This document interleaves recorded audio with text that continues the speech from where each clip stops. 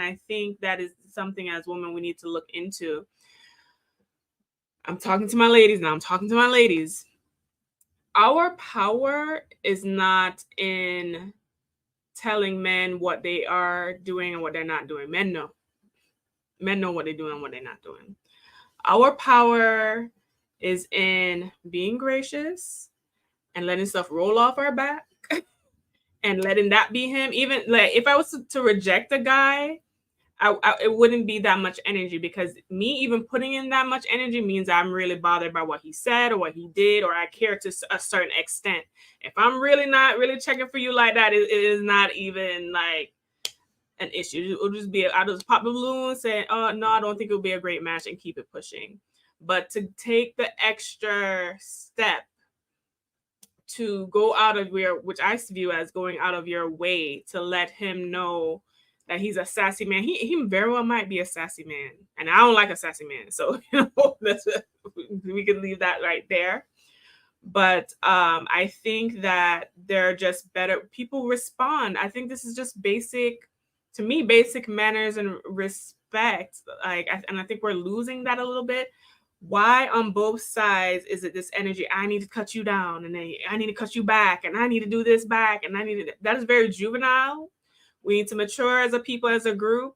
If the hair on the arms wasn't doing for you, I'm like, okay, queen, I understand. I respect your decision. Listen, I've been in dating situations where I thought the man was crazy and doing a lot, and I didn't cut him down. I said, you know what? I respect your wishes. I will respect your wishes, and they will never see or hear from me again after that. And that's what I do, because it's just not necessary. And I think that some of the issues that we have on both sides, complaining that they're not showing up as gentlemen and strong, good masculinity, and we're not showing up as feminine, which I don't think that's true, but feminine and gracious women. I think that whole scenario is an example of what the issue between us is. Thank you so much for that, Athena. And I see the chat is shout out to MC Facts. Yes, this is me. I'm back. Hey. You say, I don't see why he lost his job for something non-employment related. I definitely agree with that. I agree with that, but I can also see it from an employer's standpoint, which we mentioned earlier. So, confidence doesn't even have to be spoken on. It radiates. Yes, absolutely. Linda E mentioned that point. And Keep Going says, is this the no neck one? Because the lanky dark chocolate one can be saved. I don't know who the second part one is, but I had a question for the chat, y'all. Sis in the blue dress, because Athena brings up a wonderful point, and I want us to go around on the panel to just comment. She definitely let him know why she popped her balloon. At first, she wasn't going to pop her balloon. She said that she didn't have a problem with him going back and going at the other woman, but she likes to argue, and she just knew that she got with somebody like him, they would just argue all the time.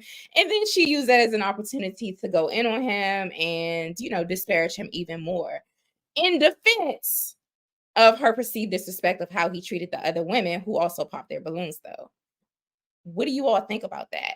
Do you think sis in the blue dress was justified or not justified in the way she responded to him? I want to hear in the chat, was she justified in the way she responded to him, or was she not justified in the way that she responded to him? And then I want to hear from you all. Let's start with our bodacious life coach.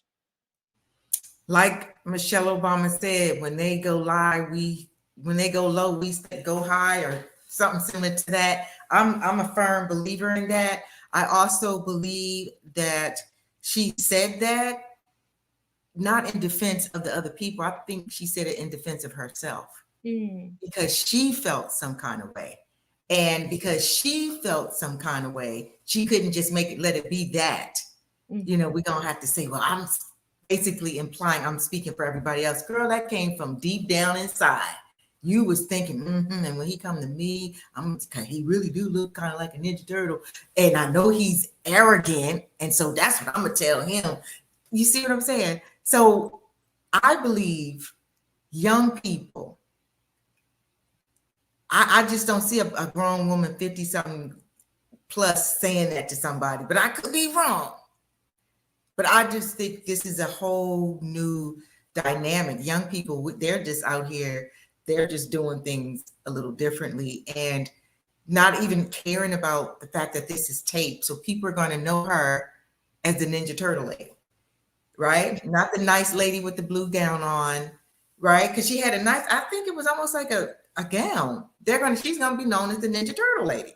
So I mean, as long as you cool with that, I have to be cool with it. But she was speaking for herself, in my opinion. Thank you so much, Linda E. Look, I agree with Deuce. Okay, she did too much, but that camera does things to people, and I did think, maybe she did stand up for the other ladies, because I remember there was the one in a white dress. She was quite reserved when she spoke. It's just kind of quiet, and their interaction wasn't that bad. He still wasn't nice to her, but it wasn't as bad as the blue dress one. And here's my question, right? If she had just said nothing and moved on, how can I put this? When women stand for other women, when women don't stand for other women, we get told off. When we do, we get told we're not actually really doing that for other women, we're just doing it for ourselves. Like, how are we to know? Like, I kind of like the fact that she said, you've insulted the rest of them, so now I'm going to do something. Because we always talk about women supporting other women,